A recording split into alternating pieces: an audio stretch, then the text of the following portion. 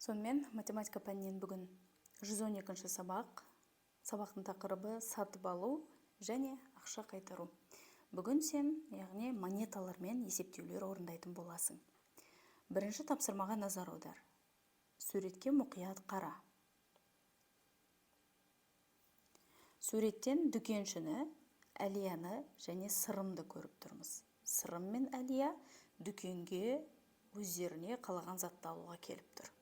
Тапсырмада былай дейді: Сырым мен Әлияда 100 теңгеден бар. Яғни Сырымда 100 теңге бар қолында, Әлияның қолында 100 теңге бар. Олардың әрқайсысы екі тауардан таңдады.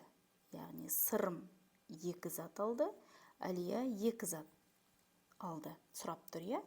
Балалар қандай тауарлар сатып алды және олардың әрқайсында қанша теңгеден қалды дейді. Сырымда 100 теңге бар. Әлияда да 100 теңге бар. Енді Сырым 2 зат таңдады дейді. Ол қандай зат болуы мүмкін? Айталық, мысалы, кез келген Сырым өзіне су 60 теңге тұратын су және 20 теңге тұратын кәмпит таңдады делік. Сырым қанша теңге төледі және өзіне қанша теңге қайтарып алды? Оны былай жасаймыз, иә? Сырымда 100 теңге болды.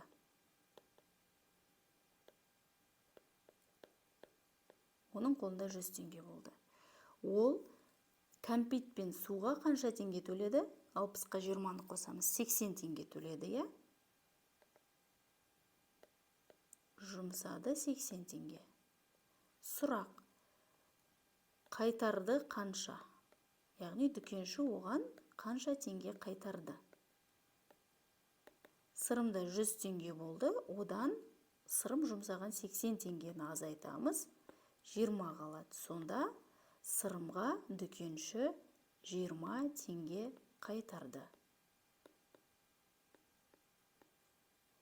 Енді Әлияға көшейік. Әлияның қолында да 100 теңге бар дедік. Енді Әлияның не сатып алғанына тоқталайық. Мысалы, Әлия 50 теңгеге печенье алды дейік. Және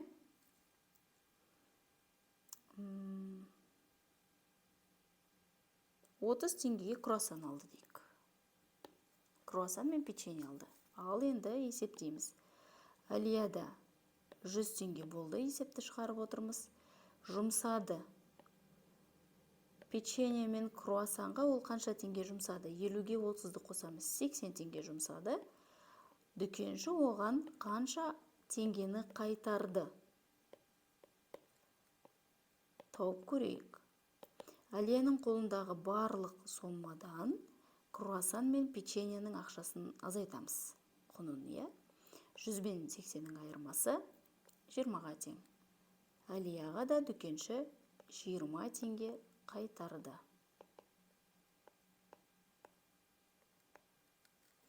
Яғни, бұдан шығатын қорытынды қалай?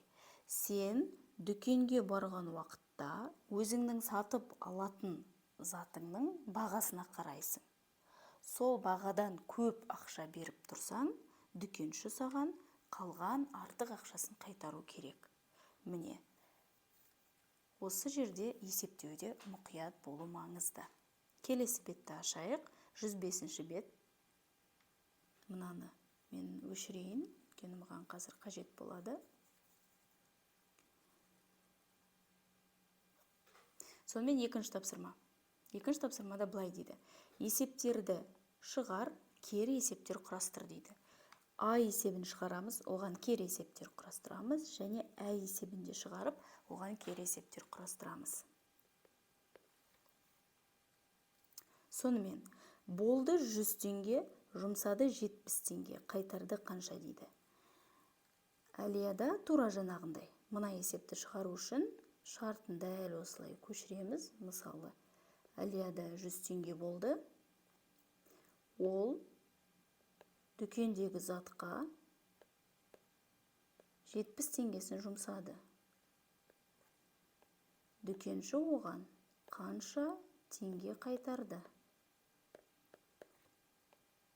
Шешейік. Қолда бар 100 теңгеден жұмсаған 70 теңгені азайтамыз.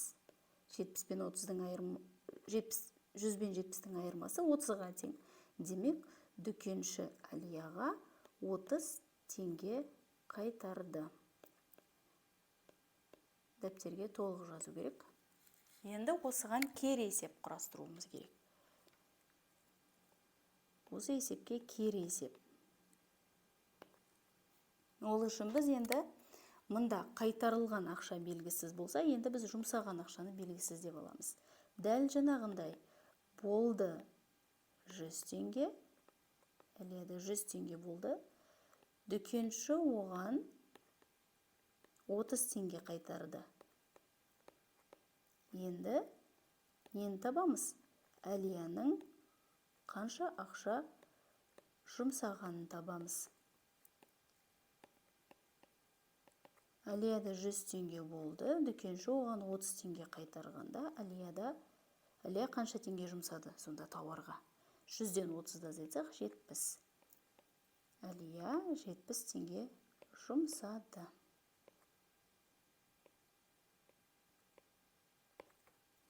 Тағы бір кері есеп.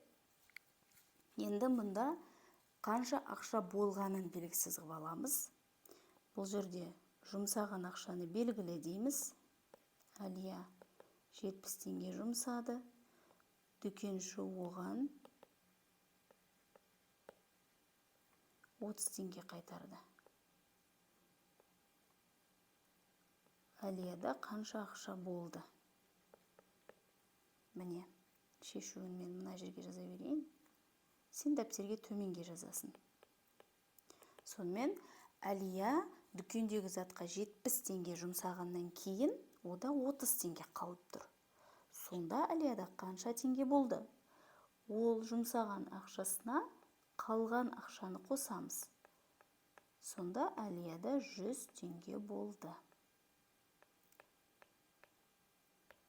Міне, біз А есебін шығардық, және А есебіне 2 кері есеп құрастырдық. Енді қазір Ә есебіне өтеміз.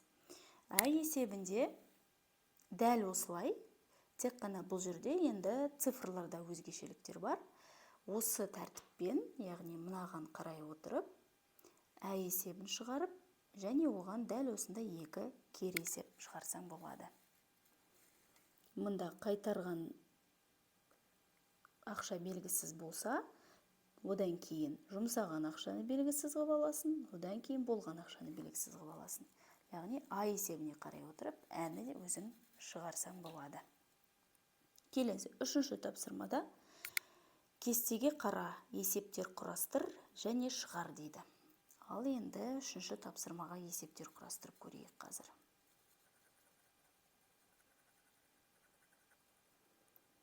Артық жазбаны өшірейін, өйткені қазір маған жазуға керек болады.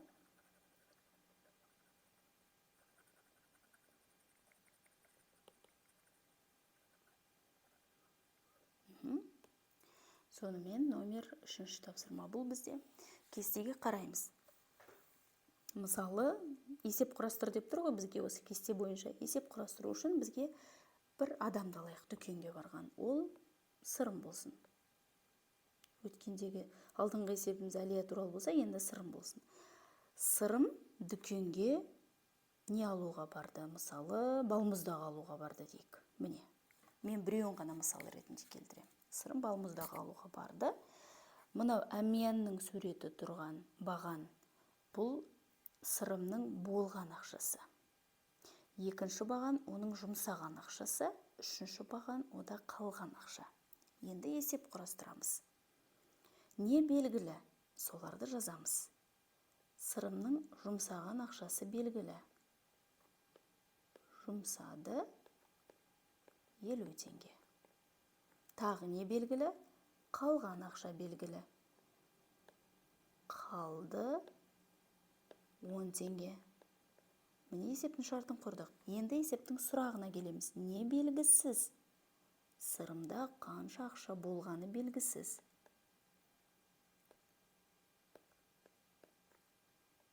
Ал тауып көрейік. Сырымның жұмсаған ақшасына қалған ақшасын қосамыз. Сонда оның қолында әу баста болған ақша шығады. Яғни сырымда 60 теңге болған.